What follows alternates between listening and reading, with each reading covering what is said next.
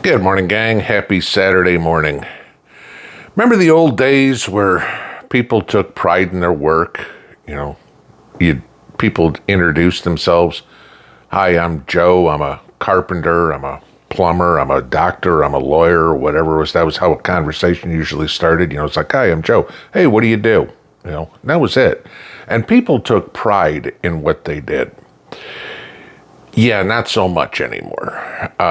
It's amazing to find somebody who can actually do the bare minimum in their job.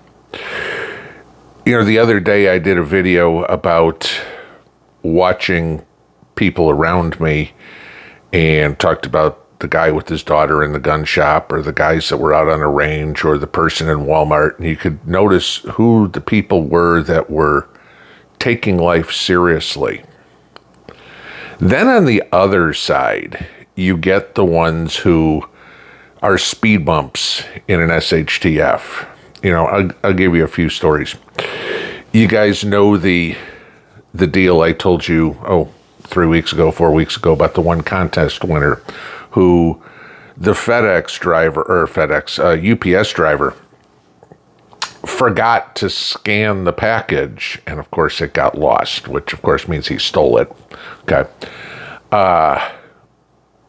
How difficult is, let's see, your job entails driving to an address, taking a box out of the back of a truck and putting it on a porch.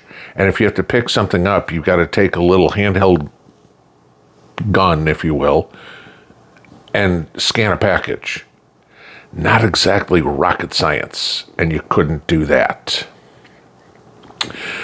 Mrs. P and I were in town a few days ago in Knoxville. Okay, so that's a rare trip, because it's hour and a half to get to wherever we need to go. And so we were out running around doing errands that we needed to do, and it was 3 o'clock in the afternoon. We figured, okay, we hadn't eaten all day. Let's stop and get something to eat. Okay, so we go in a restaurant. It's 3 o'clock in the afternoon, so you can imagine how not busy the restaurant is. So we sat down and ordered our meal, and each one of us got a salad with it. On our diet, there's not a whole lot we can eat. It's meat and maybe a little bit of salad, right? So we got our salads. We ate our salads. No problem. Salad bowl sat on the table. Waitress comes back, brings our meals. Doesn't take the empty salad bowls that are sitting on the end of the table. We eat our entire meal. Salad bowls are still at the end of the table. I stack our plates on the end of the table and put the salad bowls on top. Waitress comes by and asks Mrs. P if she'd like a box for the rest of her meal. Doesn't take the plates. Brings us our bill. Still doesn't take the plates. But then, yes, we have everything like y'all have seen all over the news on tipped employees. Of course, I got the bill, and it was like, would you like to leave a 25%, a 30%, or a 35% tip? I looked at that and laughed, okay? No, you couldn't even do your job well enough to take the salad plates off the table before we were done with our meal. Okay? So, on our way back, figured, okay, my truck was dirty, and there was a place we passed by to wash the truck, wanted to get the truck vacuumed out. It needed to be cleaned. Okay. So I go in, I pay the $34 to have my truck washed and cleaned real quick, because I just haven't had the time to do it myself. So I thought.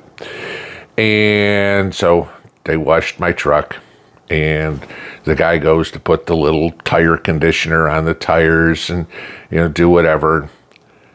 He waves his hand in the air that he's done. I come over and get my truck. I walk up my truck. The first thing I look at is there's still sticks and acorns in the bed of my truck, and the roof of my truck was never washed. And the guy walks up to me and just has his hand out. And I looked at him, I'm like, you're kidding, right? I said, The bed's still dirty. I said, the top of the truck is still dirty. I said, I paid $34 and you didn't even clean my truck. I said, I have to go home and wash it myself now.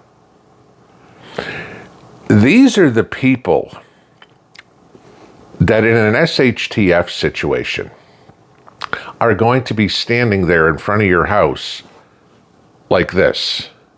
Gimme. You look at society these days and nobody takes pride in their job. Nobody puts any effort into what they do.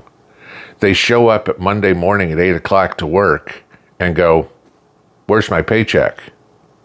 You have to work for it first. Oh no, you pay me and then I work. Drive by a lot of the fast food places. I see the signs out there. Work today, get paid tomorrow.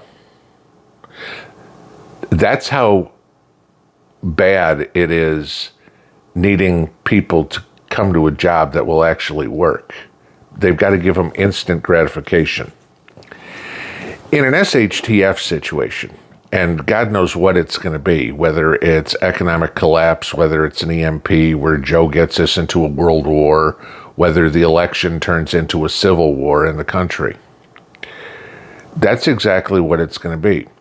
People are going to come and say, gimme. Look at this stuff going on in California. You can steal up to $1,000 worth of stuff and we won't even arrest you. Well, what does that tell people? Honey, I need $600 of groceries. Great, I'll be right back. Let me just go up to the store and steal it. This is what we have to get ready for. Nobody wants to put in a day's work to earn a day's pay. And they complain that, well, pay isn't enough for the job. You know, I laughed about a week ago, and you probably see these on Twitter, Instagram, maybe even on Facebook, TikTok, whatever. You know, somebody sitting in their car whining, going, I can't afford an apartment. I can't afford that. There was a video the other day, and I just laughed hysterically at it because it was this woman sitting in her car complaining about how expensive food was and how expensive rent was. And she was probably in her mid-20s, maybe late 20s. Bitching about everything, about how it was all somebody else's fault. Well, she sits there in her Walmart vest. So you're in your mid-20s and your career aspirations were to work a minimum wage job at Walmart. No. Sorry. No sympathy whatsoever for you. Walmart was not meant to be a career position. I mean, sure, management or something like that, I'll give you that, okay? But stocking shelves or working as a cashier, no. Working at McDonald's, no, not meant to be a career position. Get some skills. Become a plumber, become a mechanic, become an electrician. Do something, start a business. You know, whatever you want to do. But when you've got all these people whining that they don't get paid enough, yet they don't do any work, A, for their employer, or B, on themselves, why should anybody have any sympathy for them? Because exactly what's going to happen in an SHTF situation is that they're going to show up on your doorstep and say, I see you have a garden. Can I have some tomatoes? And your answer is going to be, what are you going to trade me for them? And a lot of times it's going to be work. Okay, it's going to be labor of some sort. You know, go back to the 1920s, 1930s, or whatever it was, and during the Depression, and you had people that would go do whatever, paint a fence, clear some brush for a meal. That was it, okay? That same thing is going to happen in a SHTF situation. Except the problem that we have is a lot of these people now aren't willing to put the day's work in to get the meal. So they just expect you, with all the time, all the effort, all the money that you have spent stockpiling food, growing food, raising animals, processing things so you had it. They just expect you to give it to them. That's the mentality that we have in this country anymore. Not everybody, but a lot, is they just expect it to be given to them. The government's done it. The companies do it. You know, people have made a career out of living on welfare. You know, hey, I don't have to go to work. I collect more in welfare checks and food stamps than I do anything else. But you're 27 years old and you're able-bodied. Yeah, but you know, I have PTSD because I lost my cat when I was 6. And the government goes, oh, okay, you're disabled. I mean, that's how crazy it gets. But of course, you know, you have this guy that came back from Iraq or something like that who's missing a leg, and they go, oh, no, you know, sorry, you don't qualify for any government programs.